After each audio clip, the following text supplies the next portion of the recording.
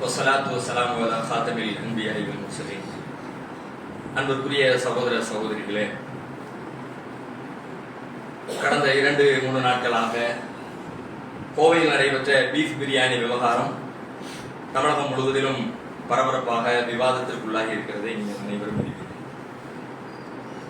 இந்த பீஃப் விவகாரம் இதுவரைக்கும் முஸ்லீம்களை மையப்படுத்தி ஓடிக்கிட்டே இருந்துச்சு. முதல் தடவையா முஸ்லீம் இல்லாத மக்களையும் ரவிக்குமாருடைய கடை தான் இது, உடையாம்பாளத்துல அந்த தம்பதியர்களுடைய பிரியாணி கடை. ஆனா இந்த சங்பரிவார சிந்தனை உடையவர்களை அறிமுகப்படுத்துகிற அறிஞர்கள் நீண்ட காலமா சொல்லிக்கிட்டே வர்றாங்க.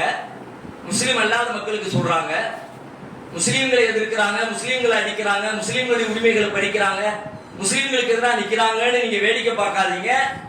அவங்களுடைய டார்கெட் முஸ்லீம் மட்டுமல்ல, முஸ்லீம் முடிஞ்ச பிறகு உங்கள்ட்ட தான் வருவாங்க.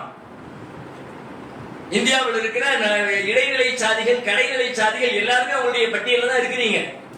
ஒண்ணு முடிச்சுட்டு ஒண்ணு வருவாங்க, நீங்க வேடிக்கை பார்த்துக்கிட்டே இருக்காதீங்க என்று சொன்னதற்கு நடைமுறை சான்றாக வந்து முடிஞ்சிருக்கிறது. முஸ்லீம் இல்ல வச்சவங்க முஸ்லீம் இல்ல, ஆனாலும் கூட அவர்களுக்கு ஒரு பெரிய நெருக்கடியை கொடுத்து இப்ப அதை தலைகீழா மாத்துறதுக்கு நாம என்னமோ புத்திரர்கள் மாதிரி செய்யறதுக்கு என்னெல்லாம் டான்ஸ் ஆடணுமோ நாடகம் ஆடணுமோ எல்லா நாடகமும் ஆட ஆரம்பிச்சிட்டாங்க. அவங்க வீட்டுக்குள்ள போய் யாரோ அவங்களே கொண்டு வைப்பாங்க, அவங்களே வீட்டுக்குள்ள பெட்ரோல் பம்பை போடுவாங்க, வேற யாராவது போட்டுனா கழுவுவாங்கல்ல. அதே மாதிரி இப்ப அவங்க வீட்டுக்குள்ள 2 பேர் பூந்து அண்ணா போய் கமிஷனர் கம்ப்ளைண்ட் கொடுத்துருக்காங்க, எங்க வீட்டுக்குள்ள வந்துட்டாங்க. அது மாதிரி ஒரு கம்ப்ளைண்ட். இந்த பகுதியினுடைய நிர்வாக முறைகளை மீறிட்டாங்க, வச்சுட்டாங்க. சுப்பிரமணியம் மேல போட்ட வழக்கை நீங்க ரத்து பண்ணணும். யார் மேல போட்ட வழக்கை ரத்து பண்ணணுமா? நீ யாருல போய் அது சரியா தப்பாங்கிறது ரெண்டாவது. தப்புனே வச்சுக்கோ, ஒரு பேச்சுக்கு தப்பா இருந்தா போய் ரோட்ல போய் நின்றுகிட்டு இந்த மாதிரி கன்னடத்துல ஒரு பெண்ணை மிரட்ட அதிகாரத்தோடு கொடுத்தது யாரு?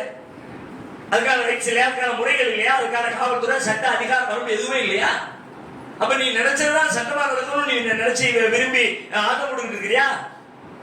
ஏற்கனவே இந்த மாதிரி மீண்டும் இந்த கோயம்புத்தூரை ஒரு கலவர சூழலாக மாற்றி வடிவமைச்சிடணும் என்பதை தவிர இதனுடைய பின்னணியில வேற ஒண்ணுமே இல்லை. அதனால இதுல நாம விலகிக் கொள்ள வேண்டிய செய்தி என்ன என்று கேட்டால், நாம் இவர்களுக்கு ஆதரவாக நிற்கிறோம்.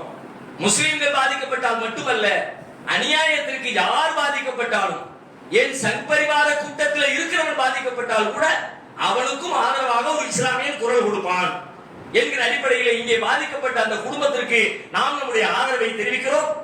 அந்த பெண்மணியின் உறுதிப்பாடு, அவங்க வீடியோ எடுத்து போட்டதா இப்ப உள்ள பிளஸ். அது இல்லாட்டி வேற மாதிரி அவன் நினைச்சதெல்லாம் சொல்லியிருப்பான். எப்படி கோயம்புத்தூர் அதிகப்பட்ட கையில வீடியோ இல்லாம நினைச்ச கதையெல்லாம் விட்டாங்கல்ல, அன்னைக்கு மட்டும் இன்னைக்கு இருக்கிற மாதிரி செல்போன் இருந்திருந்தா, வீடியோக்கள் படம் எடுக்கப்பட்டிருந்தா, இந்த சங்பரிவார ஆட்டம்லாம் இருந்திருக்குமா? அரசியல் கட்சிகளுடைய பேச்சுக்கெல்லாம் பேசப்பட்டிருக்குமா?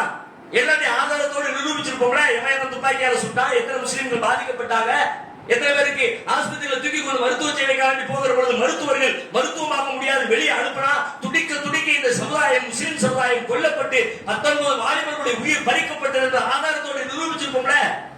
அந்த மாதிரி ஒண்ணுமே இல்லாம போனதுனால அவன் சொல்றதா கலங்குற மாதிரி ஆயிடுச்சு.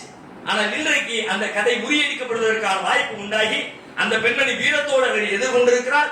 இதுபோல யார் எந்த காலத்திலே இந்த சங்பரிவாரின் கொட்டங்கள் தலையெடுத்தாலும் எல்லோரும் வீரத்தோடு உறுதியோடு நின்று அவர்களை எதிர்க்க வேண்டும். எல்லாம் வல்ல இறைவன் நம் அனைவருக்கும் அதற்குரிய நல்ல ஆற்றலை தந்தருள் புரிவார்கள்.